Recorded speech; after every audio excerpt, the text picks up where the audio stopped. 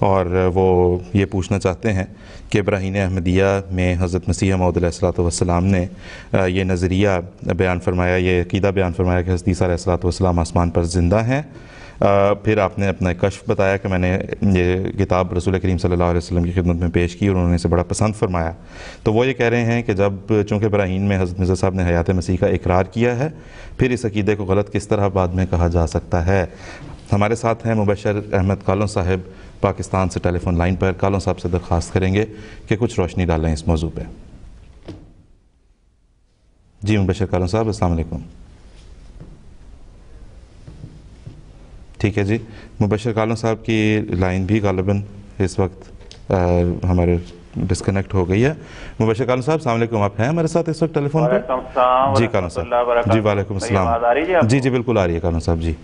اچھا جی، تو میں یہ عرض کر رہا تھا کہ حضرت بانی جماعت احمدیہ علیہ السلام کا دعویٰ یہ ہے، میں خدا کی طرف سے رسول پاک صلی اللہ علیہ وسلم کے فیض کی برکت سے امتی نبوت کا مقام پا کر آیا۔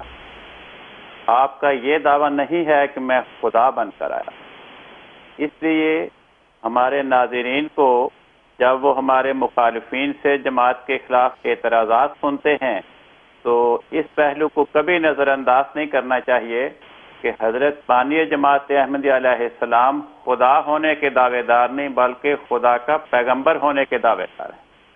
اور پیغمبروں کے ساتھ خدا کا کیا سلوک ہوتا ہے کہ جب ان پہ خدا کی طرف سے وحی کا نزول شروع ہوتا ہے تو اللہ تعالیٰ آہستہ آہستہ کوئی بات آج بتا دی، کوئی پرسوں بتا دی، کوئی اگلے دن بتا دی، کوئی ہفتے بعد بتا دی، کوئی مہینے بعد، کوئی سال بعد۔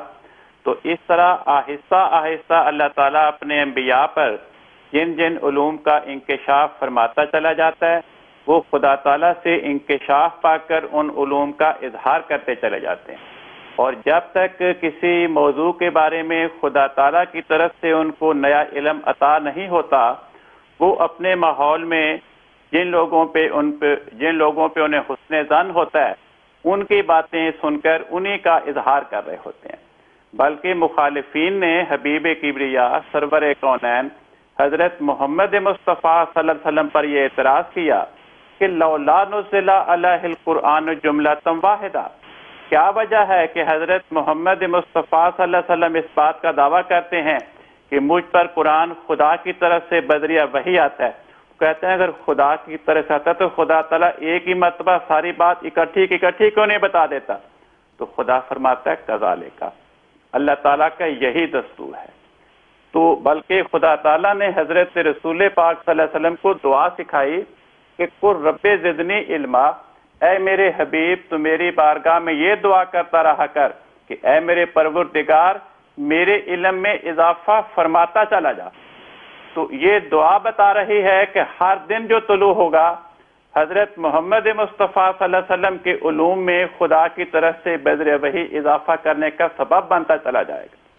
پھر ایک اور بات بھی ذہن نشین کر لینی چاہیے کہ اللہ تعالیٰ ہر بات کے بارے میں اپنے نبی کو وحی نہیں دیتا، چنانچہ جن باتوں میں خدا کی طرف سے ان کو وحی کے ذریعے اطلاع نہیں ملتی ان معاملات میں وہ اپنے دوستوں سے، اپنے قابل اعتماد افراد کے ساتھ مشورے کرتے ہیں، کبھی کسی کا مشورہ قبول فرماتے ہیں، کبھی کسی کا مشورہ قبول فرماتے ہیں۔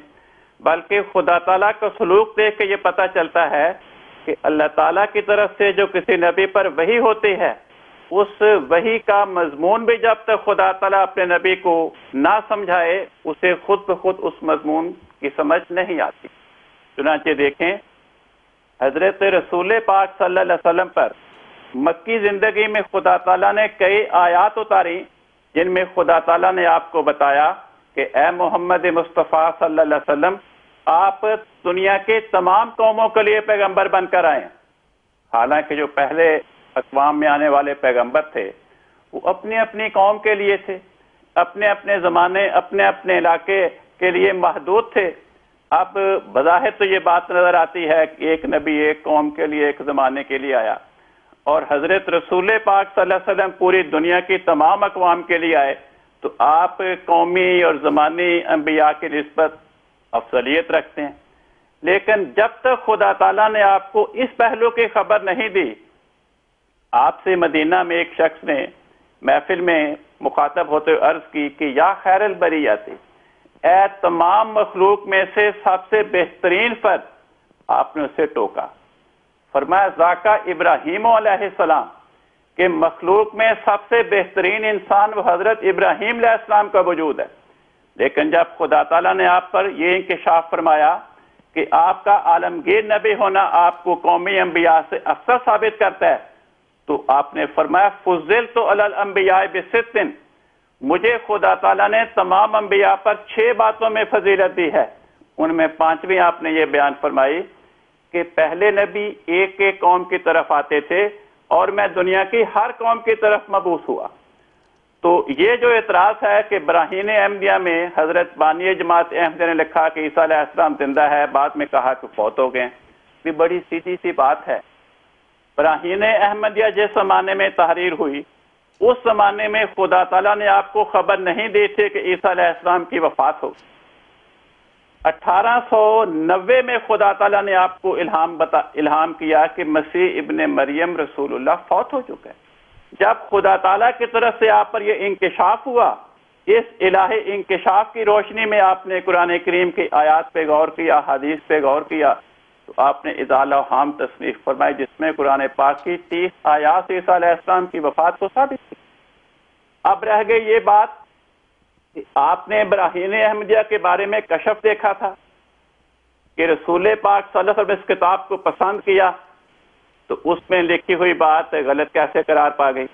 بھائی بڑی سیدھی سی بات ہے، یہ پبلک کو دھوکہ دینے کے لیے تو لوگ علماء نے اعتراض بنا رکھا ہے، لیکن اس کی حقیقت پہ غور کریں۔ جتنے بھی انبیاء آئے، تمام انبیاء کی زندگی کا ایک ایک لمحہ خدا کی نگاہوں میں پسندیدہ ہوتا ہے۔ اب انبیاء کی زندگی کے واقعات کیا ہیں؟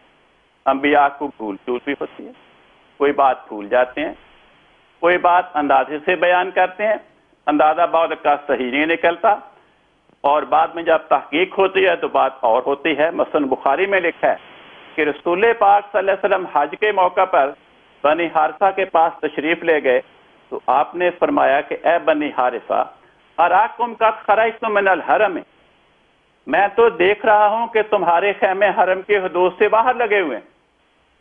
بخاری میں اگلے جملے میں لکھا ہے ثم التفتا، پھر آپ نے ادھر ادھر دیکھ کے جائزہ لے کے ان کی جانب توجہ فرمائی، فقالا بل انتم فیہ، کہ نہیں وہ میرا اندازہ درست نہیں تھا، تمہارے خیمے حرم کی حدود کے اندر ہی۔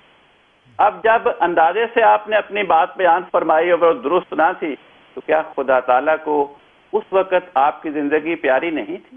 پیاری تھی۔ تو اللہ تعالیٰ انبیاء کے ذریعے بھول چوک، اندازے میں غلطی، یہ اظہار کراتا ہے اس لیے تاکہ آپ کی بشریت کا دنیا میں اظہار کیا جائے، ورنہ یہ خدشہ ہوتا ہے کہ آپ کے ماننے والے انبیاء کے ساتھ خدائی سلوک کو دیکھ کر انبیاء کو کہیں خدا کی کرسی پہ نہ بٹھا دے۔ تو شرک سے بچانے کے لیے توحید کے قیام کی خاطر اللہ تعالیٰ اس قسم کا کرتا ہے۔ اب یہ کشف 1864-1865 کے لگ بھگ دیکھا گیا۔ اس وقت براہین احمدیہ کا بھی مسودہ بھی آپ نے تحریر نہیں فرمایا تھا۔ اس کے کوئی لگ بھگ 15 سال کے بعد 1880 میں پہلا حصہ چھپا، 1882 میں دوسرا حصہ چھپا، پھر 1884 میں تیسرا اور چوتھا حصہ چھپا، پھر 1905 میں 5واں حصہ چھپا۔ تو کشف میں صرف وہ صفحہ پیش نہیں کیا کہ جس پر حیات مسیح کا بیان تھا، کشف میں تو پوری کی پوری کتاب دربار نبوت میں پیش ہوئی، تو پوری کی پوری کتاب کو آپ نے پسند فرمایا۔ تو جس کتاب کے پہلے حصے میں حیات مسیح کا اظہار تھا، اسی کتاب کے آخری حصے میں اس غلطی کی تصحیح کر دی، تو خدا تعالیٰ نے اس سے چشم پوشی کر کے اس کتاب کو پسند فرمایا۔ بہت شکریہ صاحب، جزاک اللہ۔